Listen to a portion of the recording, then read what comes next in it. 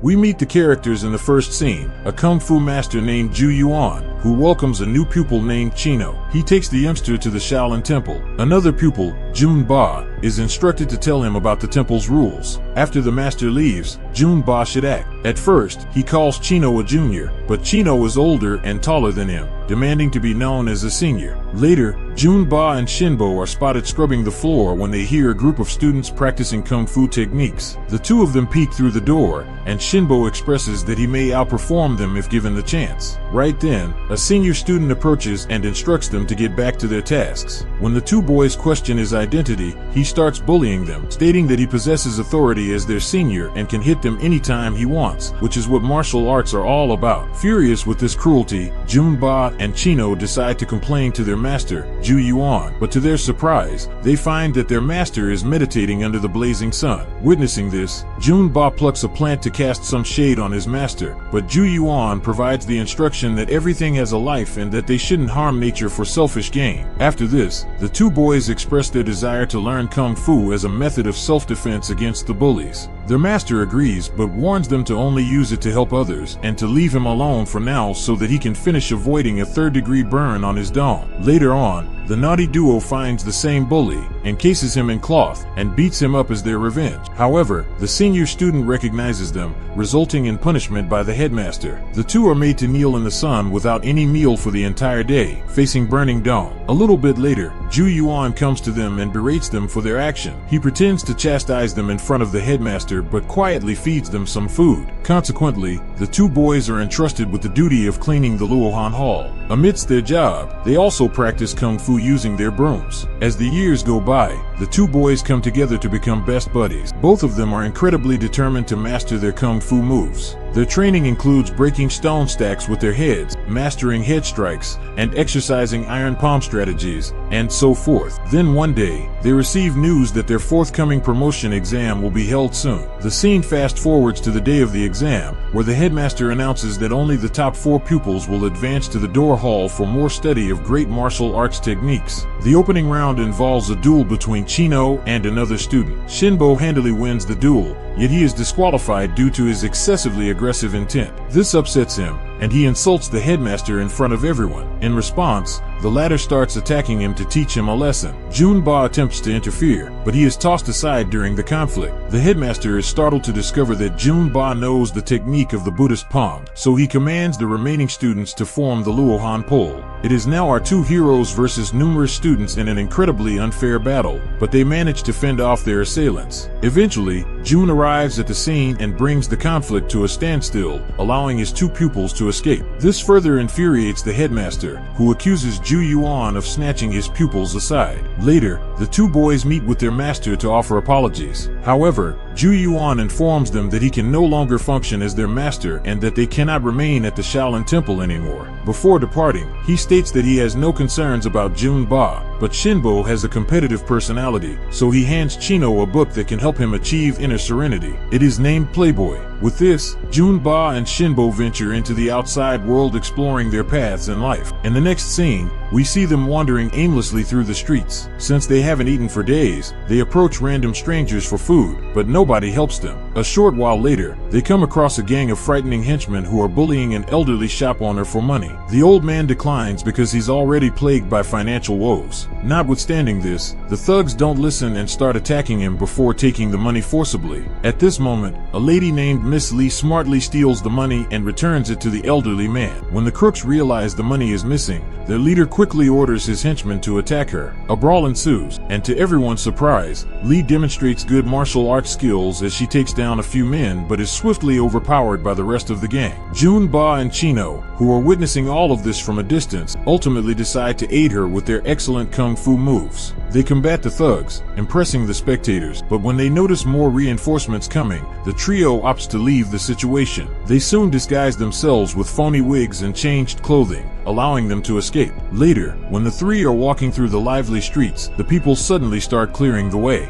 It turns out that the Governor Lu Jin is traveling past the town, watching this parade. Shinbo implies a wish to be as affluent and powerful as the governor. However, Miss Lee reminds him that the governor has the heart of a viper, as he has taken the lives of several people. Following this, Miss Lee guides the two brothers to a restaurant for lunch. While they eat, they are charmed by the melodic music played by a woman named Si Lin. It turns out that Si Lin has been searching for her husband, who has been missing for days. With nobody to assist her, she sustains herself by playing the sanshin. I don't know what that is. Meantime, it's apparent that Shinbo is developing sentiments for Ms. Lei, as he can't help but glance at her. I think Chino is confusing feelings with a half-chub. Shortly after, Liu Jin's sister enters the restaurant with her new boyfriend, who turns out to be Si Lin's absent husband. This revelation enrages Cin, forcing her into a battle with the governor's sister. After a lengthy fight, she gains the upper hand, but her husband, eager to satisfy his affluent new wife, strikes Kulin on the head with a stool. This leads Junba to step in. He takes on some of the governor's sister's bodyguards before making their getaway with his gang. Following this, the four of them arrive at a motel where they decide to stay the night. At midnight, Junbao and Shinbo see a group of rebels who have stolen 300 taels of gold from Liu Jin. The next day, the two come up with a concept to generate money. They announce to the town's residents that anyone can punch them for a cent. They also promise to repay 3 cents if they cry out in anguish. In reaction, a guy and his boys give them over 100 cents and start beating them up. The kids will grow up to be tough, but they withstand the beatings without flinching. A brief while later, the governor's second-in-command approaches the duo, demanding a portion of their wages as taxes. Junba first objects, but when the commander threatens them, Shinbo grudgingly hands over the money. He then makes a fool of himself to impress the commander. Surprisingly, the strategy works, and the captain asks him to join the royal eunuch, where Liu Jin is recruiting new members. Chino quickly agrees, but Junbao is a bit hesitant. At last, he decides against it, leading to the separation of the two best buddies. In the days that follow, Junbao starts living in the diner with Miss Lee,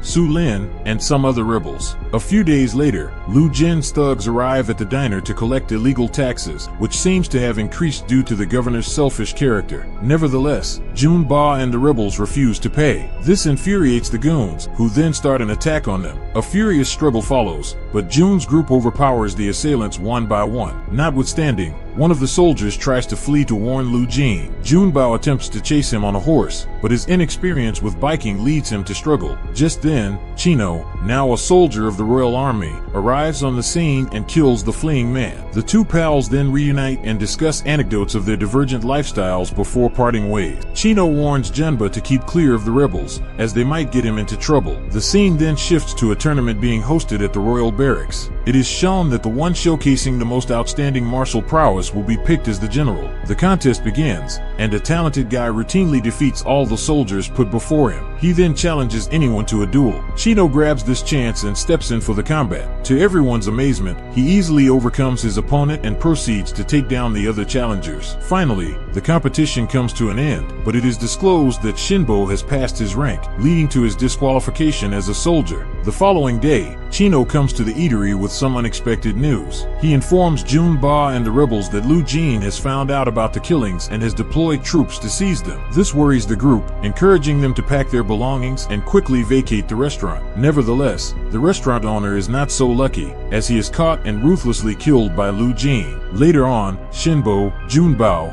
and their buddies resolve to assassinate Liu Jin in an endeavor to put an end to the current conflict. Shinbo points out that most of the soldiers will be away for training in a few days, making it an appropriate occasion to carry out their killing plan. 2 days later, Junba and Su Lin assemble the local rebels and march to Liu Jin's barracks. They stealthily make their way to records, only to be surrounded by soldiers. Here, it is revealed that Shinbo has set up a trap against the rebels as well as his best pal, displaying his allegiance to Liu Jin. Soon, hundreds of soldiers launch an assault. The rebels try their utmost to fight them back, but the troops murder them one by one. Amidst this, Jinbo takes Miss Lee to his studies, as he wants her as his companion. Meanwhile, after a grueling and painful combat, Junbao somehow manages to flee the barracks with the other 3 rebels. In the aftermath, Chino's loyalty impresses Liu Jin, so he elevates him to the position of embroidered uniform guard lieutenant. Yes, I just created that on the spot. How do you like it? He then tells Chino to persuade Juna to work for them, or else destroy him if he declines. Later that day, Chino approaches Miss Lee and starts forcing himself on her. Just then,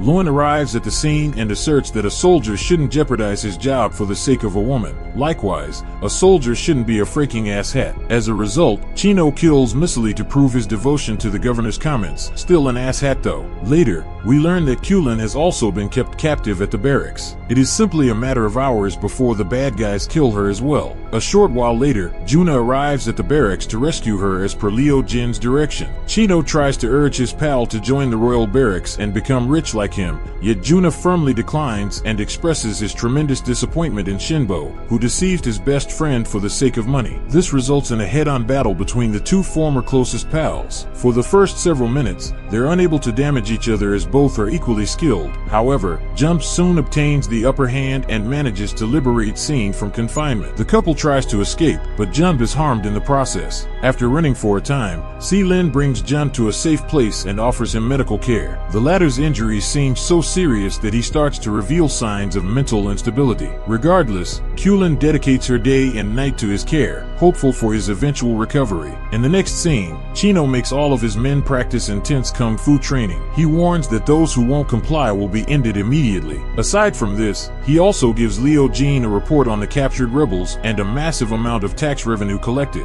One day, Jun is abruptly reminded of Master Zhu Yuan's teachings, so he starts reading a book about inner peace. Over time, his health improves. Inside the pages of the book, he learns about the concept of a spinning ball, which can deflect other items upon impact while remaining stable. He also grasps the idea that even amid stillness, there are underlying motions. These findings inspire him to establish a new style of martial arts that uses delicate movements to counterbalance power, speed, and strength. In the meantime, Shinbo interrogates villagers regarding Jun's whereabouts and resorts to killing everyone who refuses to reveal the information. Upon learning this, Jun and Si-Lin make a brave decision to confront Lu Jin and permanently end his despotic regime. We then cut to Lu Jin going through the streets with his sister, accompanied by numerous troops. Immediately, Jun and Kulin emerge out of nowhere, intercepting the convoy. After this, Kulin engages in an intense one-on-one duel with the Emperor while Junbao confronts Leo Jin's sister and her bodyguard. The struggle is fierce, and all sides exhibit outstanding martial skills, but in the end, the good folks arise victorious. Following this, Junbo and Kulin capture the governor as a hostage. They then proceed to the army camp in order to confront Shinbo. Citing this, the military seeks to intervene, but our heroes hold their swords to Lu Jin's neck, forcing them to back off. Soon after, Chino approaches them and engages in some trash talk. He then clashes with Junbao, thinking he is still the superior fighter. Although Juna is currently battling using an unseen style which he names Tai Chi, he is able to ward off all the strikes with ease. As Chino nears defeat, he orders his soldiers to assault Junba, but Lu Jin, who is still held by Su-Lin, prohibits them from intervening. This angers Chino so badly that he kills the governor in order to gain complete control of the troops approaching him. But to his amazement, they still refuse to obey him as he just betrayed their leader. The troops then stand down, leaving Chino's fate in Jun's hands. Now with nowhere to go, Chino begs for mercy, but Jun ultimately finishes him off, bringing all of this to an end. In the final scene, Juna and Si-Lin part ways, and our hero returns Chino's ashes to the Shaolin Temple. The movie ends as he creates his own school in the Wang Highlands and begins training as a Tai Chi master. Subscribe to watch more videos like this,